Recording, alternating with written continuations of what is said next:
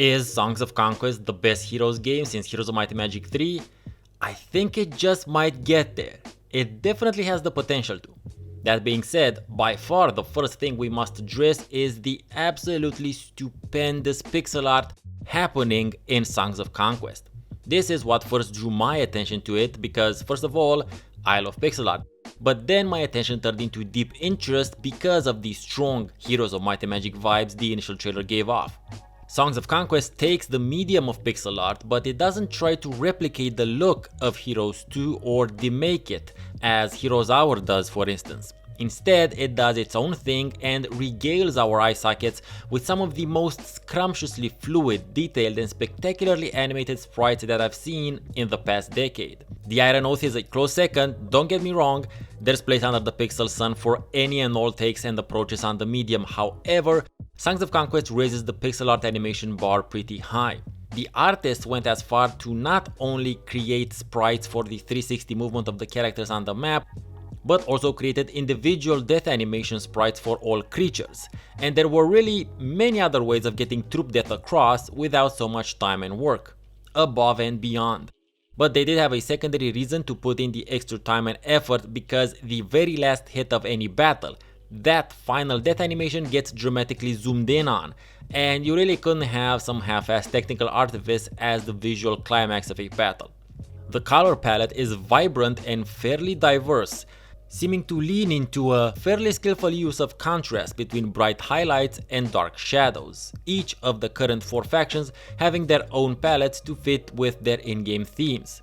This being said, there's never any sort of discrepancy in the overall visual language, meaning that none of the faction palette choices make one or more look out of place. What the animations manage to sell very well is the spells, especially the most powerful and flashiest ones that truly look like something to behold.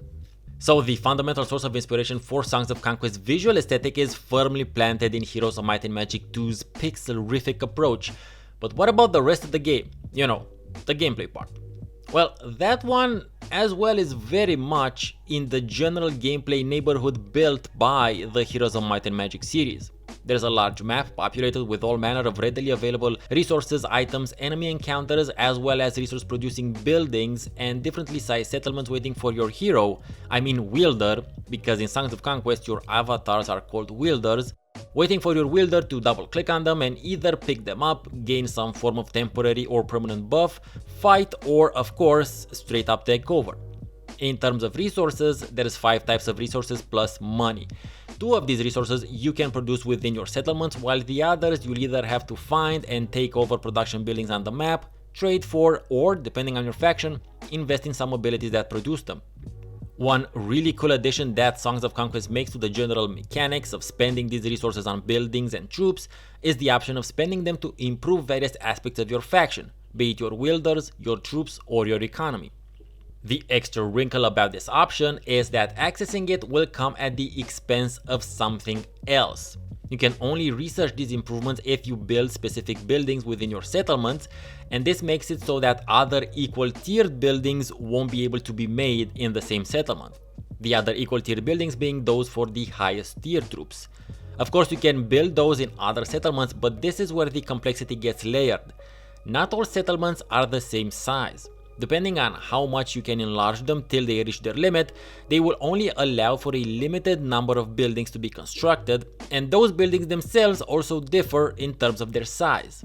Basically, not all buildings are created equal, so in most situations you'll have to choose and balance between having as many different troops as possible at your disposal or having fewer types but more and more capable ones. Because those are some of the major improvements these special buildings offer, increasing the maximum number of troop stacks as well as improving the troops.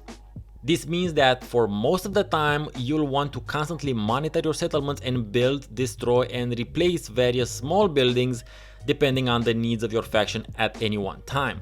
So as opposed to the Hero series, in Songs of Conquest your troop stacks are capped. Not only that, but your wielders can't even fill in their army roster till they gain several levels and you increase their army cap as well.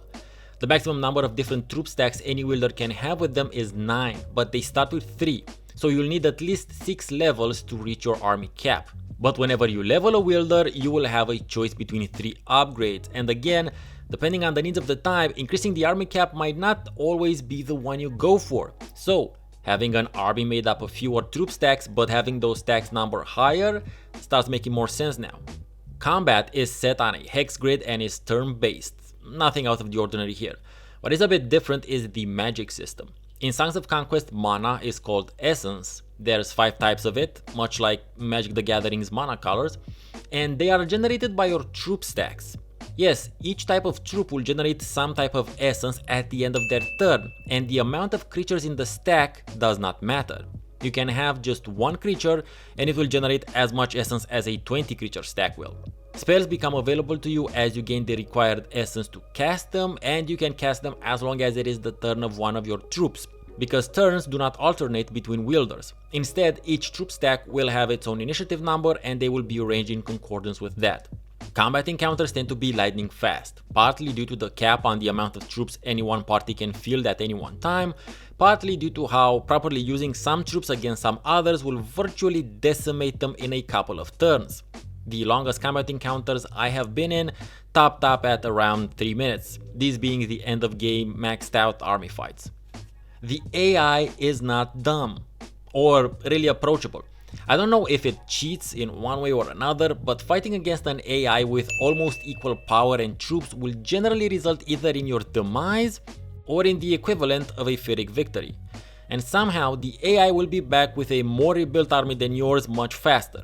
Now, fair enough, it must be mentioned that I am not one to look for exploits or use them even if I am aware of them, nor have I invested a lot of time in optimizing every step of my gameplay.